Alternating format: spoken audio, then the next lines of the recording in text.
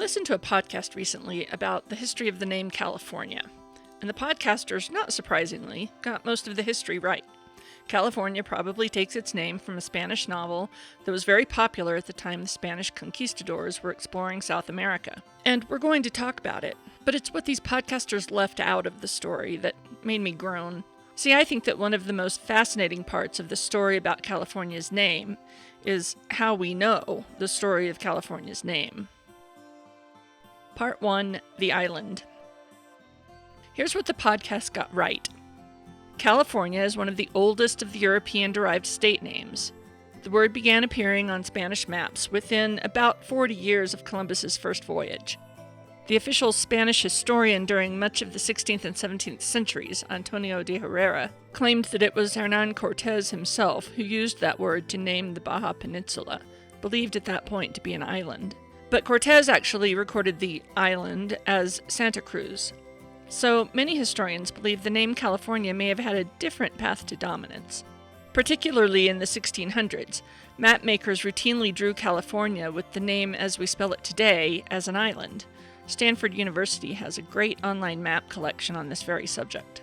Even though there's evidence that as early as 1541, most explorers and ship's pilots knew California was a peninsula, it wasn't until over 150 years later, when Father Eusebio Kino's map of 1705 was published, that the idea of the island of California gave way on maps to its true peninsular nature. And this might be, at least partly, because of the name. In the novel from which it was taken, California is an island, a wealthy, exotic island, close to the earthly paradise. So the idea died hard, but it did eventually die. Part 2, Discovery. In 1533, Fortun Jimenez, a ship's pilot in Cortés's employ, was part of an expedition to explore the west coast of South America, or Nueva España. Jimenez and some of the other crew mutinied, killed the captain, and sailed north, becoming the first Spaniards to lay eyes and feet on the Baja Peninsula. Jimenez was killed by local natives, but the rest of the crew returned to Cortés with tales of their find, including stories about large quantities of pearls. Historians believe the sailors themselves may have used the name California, popularizing it, even as the official maps still called it Santa Cruz. By the way, the Spaniards were accustomed to naming the lands they found after the Christian feast day on which they found them, like the Feast of Santa Cruz or the Holy Cross. In fact, pioneer place name scholar George R. Stewart once wrote of another Spaniard, "As he sailed still farther north, Sebastian de Vizcaíno showed himself wholly without imagination. He looked in the calendar, or else he asked one of his Carmelite friars, and then he named the place after the saint of that day. So even without the logbook, a historian can trace that voyage by the names given." Jimenez and his men would likely have been familiar with the story from which the name California was taken. Part 3, The Books. In 1533, the book Las Sergas de Esplandian was a wildly popular sequel to a different wildly popular book called Amadís of Gaul. Amadís of Gaul was a much older work, probably from the 1300s, and probably originated in Portuguese. It contained at least 3 volumes, and is often compared with, some say inspired by, the vastly more famous French epic Chanson de Roland. Now, when we go back that far, we have to use the word book kind of guardedly. Most people at the time were not literate, and these stories, while they may have been written down at times, were typically presented in song by traveling troubadours, making their history difficult to trace. Chanson de Roland, for instance, chronicles the death of Roland, a real general serving under Charlemagne at the very real Battle of Roncesvalles Pass in 778 CE. I mean, the person and the battle were real, but the story, Chanson de Roland, is pretty fanciful, and wasn't composed until over 200 years after the battle.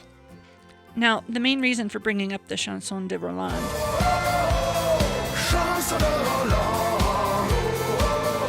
is because, well, everyone else does when discussing the name California. Because that most famous of French epic poems also contains a line that might be an even earlier reference to a place called California. In the French poem, the place is called Califerne, and is rhymed with Palerne, a reference to the Italian city we now call Palermo. So we have Calafia in the old French Chanson de Roland. That story may have inspired Amadis of Gaul in Portuguese. So around the early 1500s, around the time that Columbus's journeys are beginning to be publicized and to spawn new explorations, a Castilian author named Garci Rodriguez de Montalvo took Amadis of Gaul and translated it into Spanish, completing 3 volumes which became a smash hit. Building upon that work, he then appended a story that he himself wrote called Las Sergas de Esplandian, or The Adventures of Esplandian. In The Adventures of Esplandian, Amadis's son, Esplandian, continues having adventures and fighting great battles. At one point, as kind of an interlude in the story, we are introduced to an island called, spelled just as we do today, California. The island is described as east of the Indies and close to the earthly paradise, which is where Jimenez and his men believed, or maybe hoped, they were when they mutinied and sailed into uncharted waters. In the book, the island of California is rich with gold and jewels and inhabited by beautiful black warrior women, just the kind of place that 16th century Spanish sailors might consider a paradise on earth. Now, I'm not going to detail the adventures of Queen Calafia and her griffins and Amazon-like warriors here, but if you're interested, there's a great Wikiwand article in English, which I will link to below. It's not a translation, but it tells the story in pretty minute detail. Anyway, this novel, the quality of which I will talk about in a sec, was wildly popular. By this time in Europe, more and more people could read, at least a little, in their own language, though far fewer could write, and most of those who could write still chose to write in Latin because, most of them were priests or monks or did not spend their time writing romance novels. But Montalvo did, and it was read by and to a vast population of Spanish, both rich and poor, aristocrat and commoner, including sailors as well as their ship's pilots and captains. I'm not the first to compare its popularity to that of the movie Star Wars in 1977.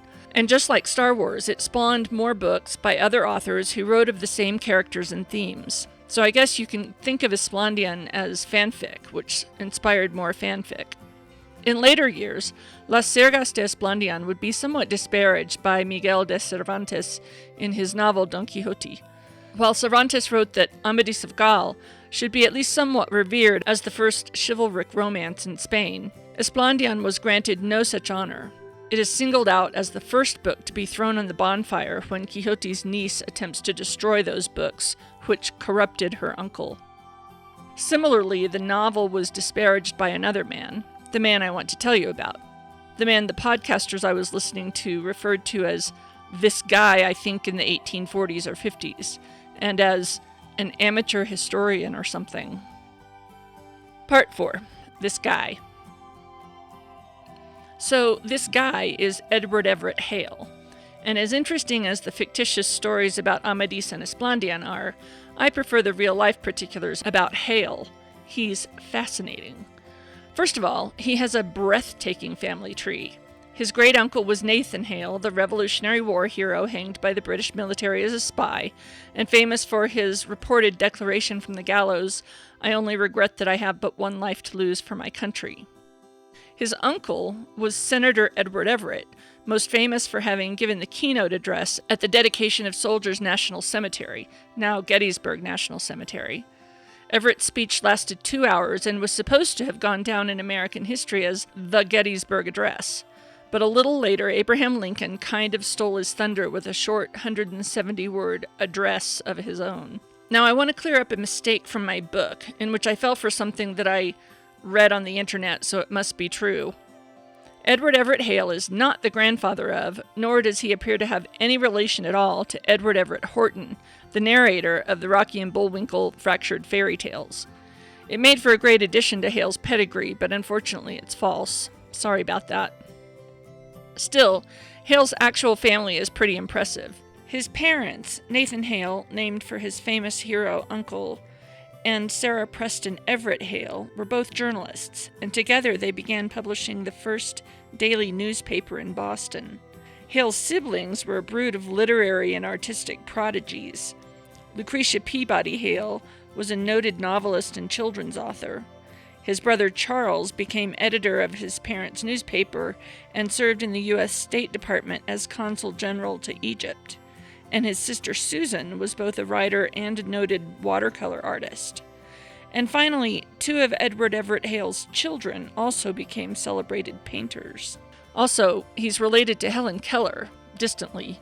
Hale's 4th cousin was Helen Keller's great-grandfather, and I used several ancestry databases to track that one down so I wouldn't make another stupid mistake. So anyway, impressive family, but also an impressive man. Edward Everett Hale was a Unitarian minister born in 1822. He was, as I said earlier, one of a brood of literary and artistic prodigies. He was also fervently anti-slavery, pro-union, and a huge supporter of Abraham Lincoln. Hale had been ordained a Unitarian minister in 1842 when he was only 20 years old, and would maintain that vocation until his death in 1909. In fact, in 1903 he served as chaplain of the U.S. Senate. He was married to Emily Baldwin Perkins, who was the niece of Harriet Beecher Stowe, and they had 9 children together. He also carried on a rather passionate and very secret love affair for the last 25 years of his life with Harriet Freeman, a fact that wasn't fully understood until the research of intrepid historian Sarah Day was published in 2014. Hale's most famous literary work was The Man Without a Country, a short story printed in the Atlantic Monthly in December of 1863. The story was written using lots of historical references, which made some people believe he was describing actual events. Think Orson Welles and the War of the Worlds. But The Man Without a Country was fiction, and was a sort of allegory to promote the cause of keeping the Union together. Part 5. Right, California. On April 30th, 1862, so the year before The Man Without a Country appeared in the Atlantic Monthly, Edward Everett Hale presented a paper to the American Antiquarian Society, of which he was a member and occasional officer on its governing board. In the article, he discusses previous theories about the name California, and then dismisses them, agreeing with another historian and researcher, Robert Greenhow Jr., that, quote, none of them are satisfactory or even ingenious. Okay, one more tangent on families. At the time this paper was being presented in 1862 at the Antiquarian Society, Robert Greenhow Jr.'s widow, Rose O'Neill Greenhow, was serving a prison sentence in Washington, D.C. for being a rather prolific spy for the Confederacy during the Civil War. Right, California. So anyway, Hale was agreeing with the late Robert Greenhow that the name California had not been satisfactorily explained by 1862, which was only about a dozen years after it had been wrested away from Mexico, become home to one of the most famous gold strikes in American history, and then granted statehood, all during a whirlwind 18-month period between 1848 and 1850. Hale cited such weak theories as from the Latin calida fornax for hot oven, from the Spanish cala and Latin fornix, which was supposed to mean something like cove of the sea with a vaulted ceiling, supposedly referring to a cove at Cabo San Lucas.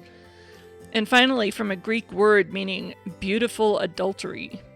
So yeah, none of those seemed plausible to the Confederate spy's late husband, nor to Mr. Hale.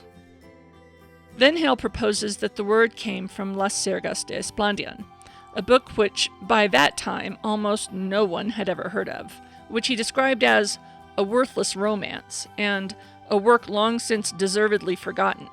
Ouch. So he talks about how the word is used in the novel to describe an island of Amazonian women whose only metal is gold and who tame griffins which they ride into battle. Hale makes a convincing case that this is, in fact, where the word came from, as it was, despite being worthless and forgettable, an extremely popular novel at the time the Spanish sailors were exploring the western coast of the Americas. He also describes why the word was so difficult to track down. He asserts that no edition of Las Sergas de Esplandian was printed between 1587 and 1857, a period of 270 years, and even the 1857 edition was not widely available, Hale having only been able to find it in one small library in Massachusetts. He also says that the only attempt to introduce the work to European audiences during that 270-year period was a wretched paraphrase by the Comte de Tresson in France, in which Tresson omits the word California completely, so that even in his forgotten work we do not get hold of the lost clue. Part 6. Digging Deeper. Hale admits that he is not, in this paper, providing an etymology for the word California, except to note offhand that it might come from the Arabic caliph, meaning ruler or successor to Muhammad, which makes sense because both Las Sergas de Esplandian and the Chanson de Roland recount battles between Christians and Muslims.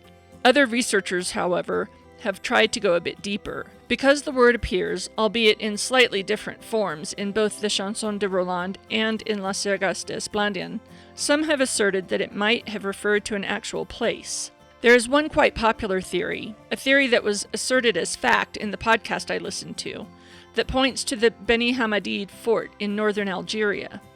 In fact, a paper written in 1923 declares the mystery solved, claiming that recent excavations and study of this fort, it was excavated around 1910, show it to be a kala or kalat, an Arabic word for fort. The author then cites a French researcher who combines that word with the name Banu Ifran, a nearby tribe. The word Ifran has unclear origins. In the Berber language, it meant cave or tunnel, but by the 8th century, when the Ifran tribe became ascendant, it was simply their name. Banu means children of or inheritors in Arabic, and was added later by Muslim writers. So the theory is that this fortress was called Kala Ifran, or Kala Ifrin, which may have suggested to Montalvo the name California for his mythical island. I must say I'm skeptical. I can find no references to the Beni Hamadid fort using the name Kala Ifran, and in fact, the Banu Ifran tribe rather famously resisted the Hamadid dynasty, so it's difficult to believe that the Hamadid rulers would have named their great fort after a nearby rebellious tribe. Still, the word had to come from somewhere. But unless we can climb into the minds of Montalvo and whoever inserted Califerne into the Chanson de Roland, it is doubtful we will ever know exactly what inspired it. Part 7. Legacy. I always find it a little odd that stories and essays about where the word California came from are often given clickbaity titles like, "You won't believe where the word came from," or "You might be surprised at the origins." We've known this theory about the name California since Edward Everett Hale presented it in 1862. Now, I don't fault people for not knowing. After all, alternative theories stubbornly persist to this day, and even if we will probably never be able to prove that a bunch of sailors took the name from the equivalent of a dime store novel almost half a millennium ago, it's a good story, and should be told more often. But what should also be told more often is the story of the man who figured it out, the man with the fascinating family whose stories, like the one he uncovered, had a little issue with conflating fact and fiction.